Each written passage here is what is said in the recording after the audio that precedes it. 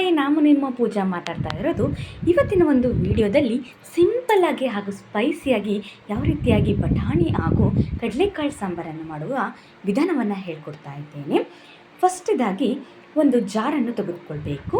ಆ ಜಾರಿಗೆ 2.5 ಸ್ಪೂನಷ್ಟು ಖಾರದ ಪುಡಿಯನ್ನು ಆ್ಯಡ್ ಮಾಡಬೇಕು.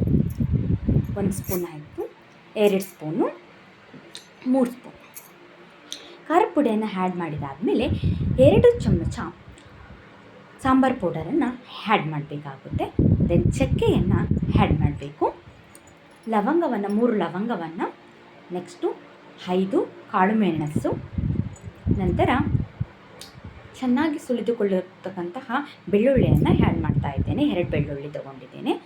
ದೆನ್ 2 ಟೊಮೊಟೊವನ್ನು ಕಟ್ ಮಾಡಿಕೊಂಡು ಇಟ್ಕೊಂಡಿದ್ದೀನಿ. ಆ ಟೊಮೊಟೊವನ್ನು ಕೂಡ ಆ್ಯಡ್ ಮಾಡ್ತಾ ಇದ್ದೇನೆ. ಅದೇ ರೀತಿಯಾಗಿ 1 ಕಪ್ಪು ತೆಂಗಿನ ತುರಿಯನ್ನು ಕೂಡ ತಗೊಂಡಿದ್ದೀನಿ, ಅದನ್ನು ಕೂಡ ಆ್ಯಡ್ ಮಾಡ್ತಾ ಇದ್ದೀನಿ. ದೆನ್ 2 ಈರುಳ್ಳಿ, ಚೆನ್ನಾಗಿ ಕಟ್ ಮಾಡ್ಕೊಂಡಿರುವಂತಹ 2 ಈರುಳ್ಳಿಯನ್ನು ತೊಗೊಂಡಿದ್ದೀನಿ.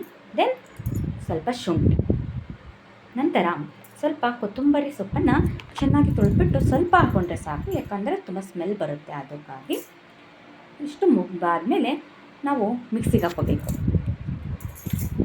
ದೆನ್ ಕಡಲೆಕಾಳು ಬಟಾಣಿ ಕಾಳು ನೆನೆಸಿಟ್ಕೊಂಡಿರ್ತೀನಿ. ನಾನು ನೈಟೇ ಇಟ್ಕೊಂಡಿದ್ದೆ ನೆನೆಸು.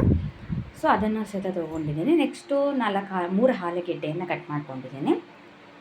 ದೆನ್ ರುಬ್ಬಿರುವಂತಹ ಮಿಶ್ರಣವನ್ನು ಕೂಡ ತೆಗೆದುಕೊಂಡಿದ್ದೀನಿ. ಚೆನ್ನಾಗಿ ರುಬ್ಬಬೇಕು. ಯಾವುದೇ ರೀತಿಯಾದಂಥ ಗರಿ ಗರಿ ಗರಿ ಗರಿ ಅನ್ನೋ ಥರ ಇರಬಾರ್ದು, ಸಾಫ್ಟಾಗಿರಬೇಕು.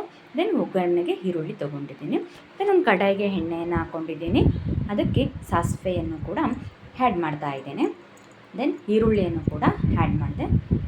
ಆಮೇಲೆ ಚೆನ್ನಾಗಿ ಬಾಡಿಸ್ಕೋಬೇಕು. ಬಾಡಿಸ್ಕೊಂಡ ನಂತರ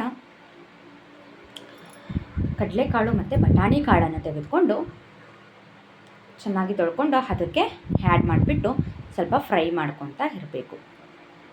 ಫ್ರೈ ಮಾಡ್ಕೊಂಡಾದಮೇಲೆ ಆಲೂಗೆಡ್ಡೆಯನ್ನು ತೊಗೊಂಡ್ಬಿಟ್ಟು ತೊಳೆದ್ಬಿಟ್ಟು ಇನ್ನೊಂದ್ಸಲಿ ಅದಕ್ಕೆ ಆ್ಯಡ್ ಮಾಡಿಬಿಟ್ಟು ಚೆನ್ನಾಗಿ ಫ್ರೈ ಮಾಡ್ಕೋಬೇಕು.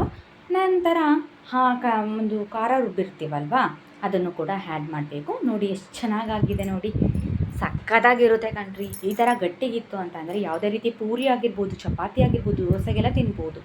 ನೆಕ್ಸ್ಟು ನನಗೆ ಎಷ್ಟು ಬೇಕು ಅಷ್ಟು ನೀರನ್ನು ಆ್ಯಡ್ ಮಾಡ್ಕೊಂಡಿದ್ದೀನಿ. ನಂತರದಲ್ಲಿ ಉಪ್ಪನ್ನು ಹಾಕಿದ್ದೀನಿ.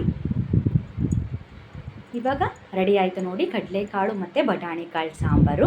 ಎರಡನ್ನೂ ಕೂಡ ಆ್ಯಡ್ ಮಾಡಿದರೆ ಮಾತ್ರ ಸಕ್ಕತ್ತಾಗಿರುತ್ತೆ. ಆ್ಯಕ್ಚುಲಿ ಇದು ಮುದ್ದೆಗೆ ಮಾತ್ರ ಸೂಪರಾಗಿರುತ್ತೆ ನೋಡಿರಿ. ಅನ್ನಕ್ಕೂ ಅಷ್ಟೇ, ಮುದ್ದೆಗೂ ಅಷ್ಟೇ. ಚಪಾತಿಗಾದರೆ ಇನ್ನೊಂದು ಸ್ವಲ್ಪ ನೀರು ಕಡಿಮೆ ಮಾಡ್ಕೊಳ್ಳಿ. ನಾನೇ ಮುದ್ದೆ ಆಗಿರೋದಕ್ಕೆ ನಾನು ಇಷ್ಟು ನೀರು ಹಾಕ್ಕೊಂಡಿದ್ದೀನಿ. Thank you.